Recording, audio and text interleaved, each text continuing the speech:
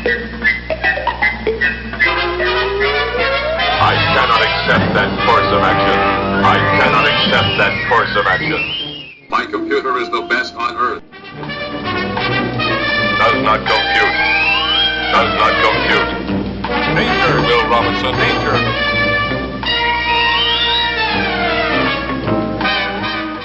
Danger, Will Robinson, danger. Danger, Will Robinson, danger. I am here. There it is.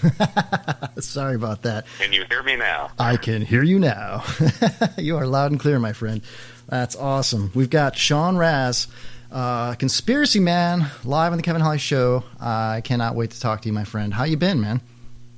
I've been doing good. Yourself? Great. Really good. Yeah, absolutely. You're on with me and Jay. We're going to turn Chuck and Pops down here for a minute so that we can get a clear... there we go. How you doing, Sean? I just started looking at some of the stuff you have on Facebook. A lot of really good, interesting points, man. Especially one that has raised my attention is the contrails. Yes, the famous contrail, chemtrail, geoengineering, solar radiation management argument. Right. How about it, man? Yeah, well, there's a lot of factors to this that you have to look at as you start to try to research this. I grew up in New Jersey, right outside Philadelphia, right in between Newark Airport, Philadelphia International, New York LaGuardia, D.C. I was right in the flight path of all those, plus in the flight path of McGuire Air Force Base, Lakehurst Naval Air Station, a bunch of other military bases all throughout Virginia and Pennsylvania. So it's not like I don't have an idea of what goes on in the air, because a lot of people say, oh, well, I live near an airport and I see them all the time. It's a big different thing that you're looking at when you talk about it that way. So one of the biggest factors I find with the chemtrail argument, with the chemtrail discussion, is that the word itself scares people away. That's why you'll hear people say solar radiation management or geoengineering. Those are words that scientists are using.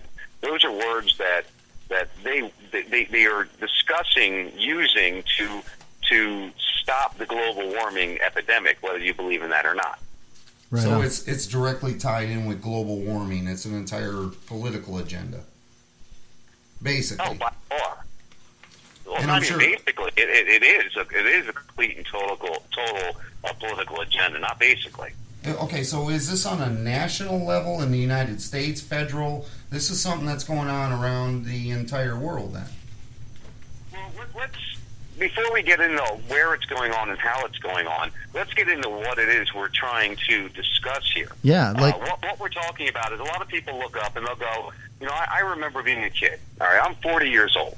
I remember being a kid and laying on the grass when I was about 6, 7, 8 years old, and my friends and I would pick out planes in the sky, and we would have races.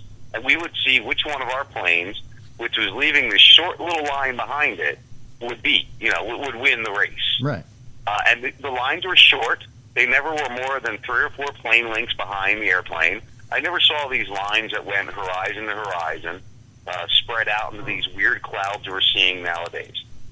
So that's my basis on my belief of it. No, I was a Navy SEAL cadet when I was 13 to 18 years old.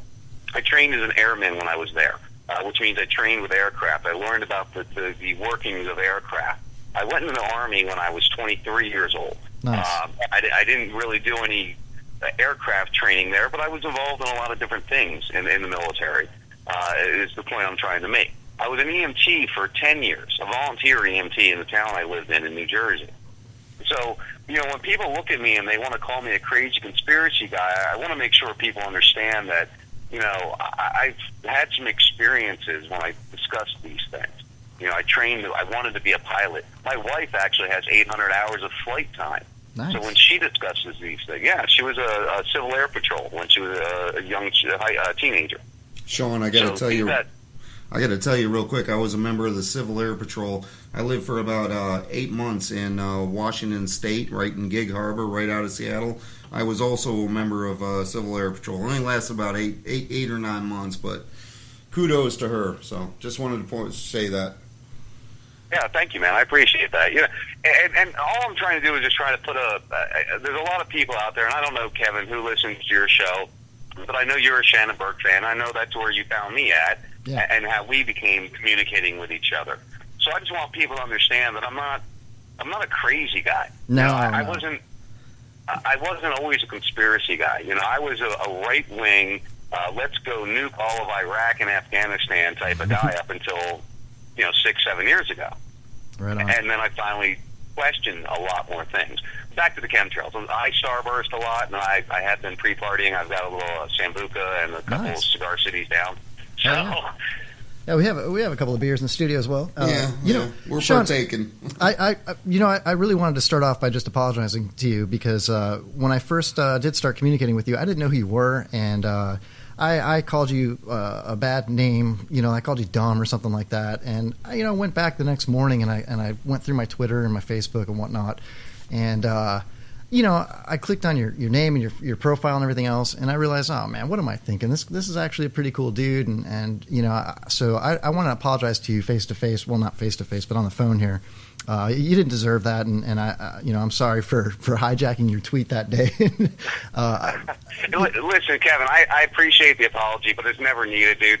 When you do what I do, I'm sure I don't know if you're in the Burke Brigade on Facebook, which I'm no longer in, but I get a lot of hate. I get a lot of heat, and I'm used to it. I've learned to accept it and realize that people will want to hate you when you're giving information that goes against what they believe. Yeah, or even just questioning it. It's polarizing, It really is. Yeah, it definitely is. But see, a lot of the times, though, Kevin, with these conspiracies, and I did the same thing. That's why I mentioned, I used to be the non-conspiracy guy because I hated guys like me. In 2002, in 2003, in 2004, I hated those stupid fucking 9/11 truthers. Oh, and by the way, I'm not putting in the swear jar tonight, so just so you all know. Write them down, Pops. He's in. I hated these 9/11 truthers, dude. I hated them. They were like the scum of the earth to me.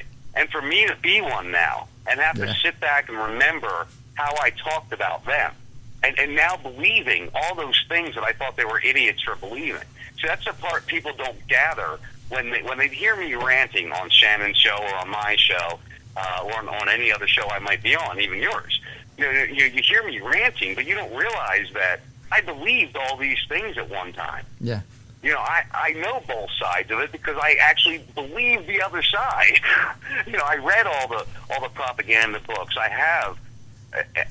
If you came to my house, I'll bet you I have, at the minimum, 10 to 15 hardback books about 9/11. Yeah. I probably got about 30 to 40 magazines about it. And these are what I collected when I was collecting them because I hated Al-Qaeda, not because I believed it was an inside job. Yeah. Right.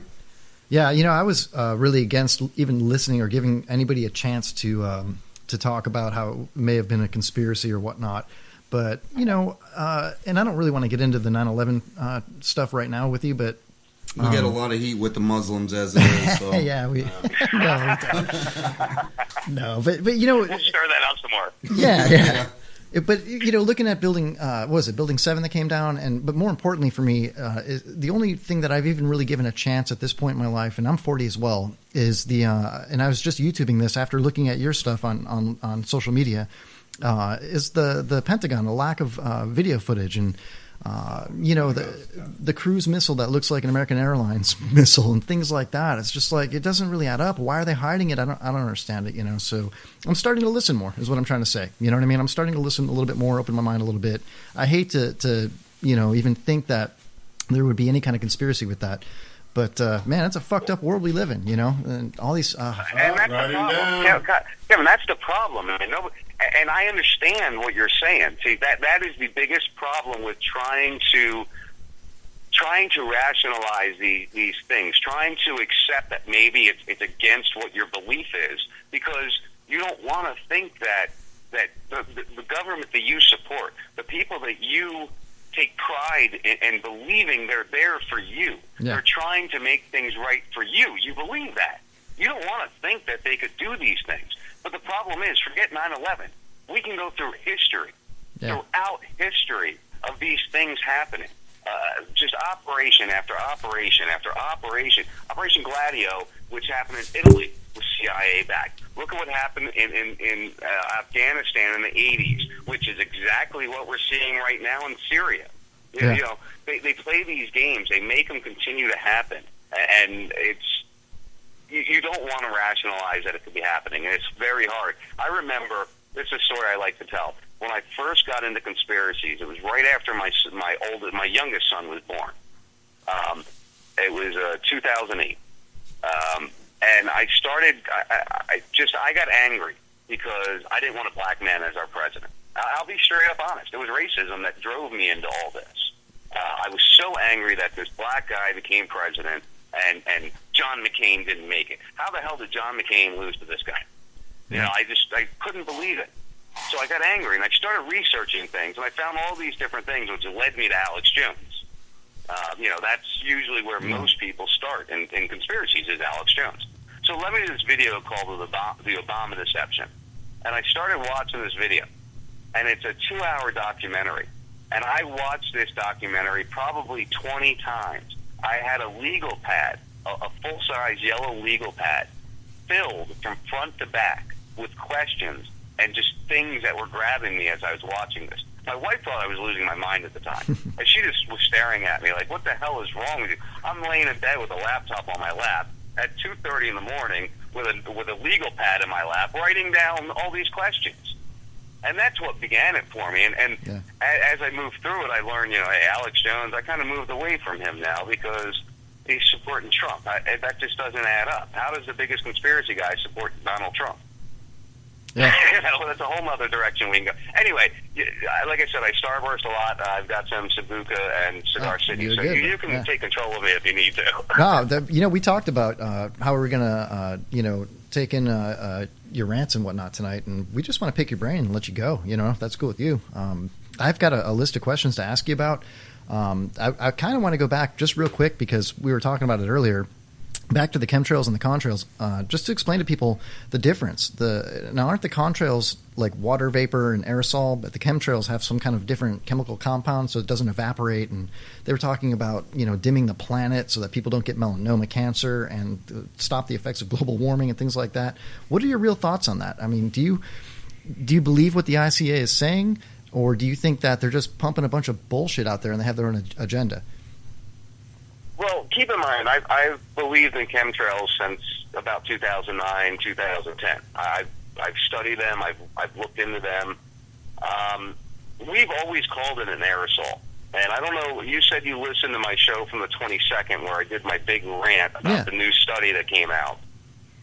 Is that the one you heard where I was talking about the chemtrails and the aerosols? Exactly, yeah. And it's funny. It's kind of ironic that, aerosol in the 60s and 70s, put holes in the ozone and whatnot, but now they're using aerosol to supposedly fix it. It's weird, it doesn't make any sense. Well, I think the point I'm trying to make is the chemtrail people, the people that have been watching these things for about 10 years now, since they've really gotten to the level that we're seeing. We've always used the term aerosol. Now, if you go back 5, 6, 7, 8 years in the chemtrail argument, everybody always says it's nothing but water, it's nothing but water and ice. That's all it is. It's nothing else. And then all of a sudden we're hearing this aerosol being introduced, which, again, is a terminology that the geoengineering chemtrail watchers have used for a long time, the aerosol word. Mm-hmm. Are they adding it to the fuel? See, and this is where it gets really hard, because we're hypothesizing on how this could happen, how they might be doing this. There's patents out there. There's fuel additive patents. There's patents for engine parts, different things that connect this all together. Right. So, are they adding it to the fuel? Are they injecting it post fuel into the engine at the combustion cell? See, we don't know. That's the part we don't know. That's why I'm confused about it. Like they don't seem to explain anything, even when people ask. They're not coming clean. You know what I mean? Well, the government's never going to come clean. The government and the companies, that are doing it are never going to come clean.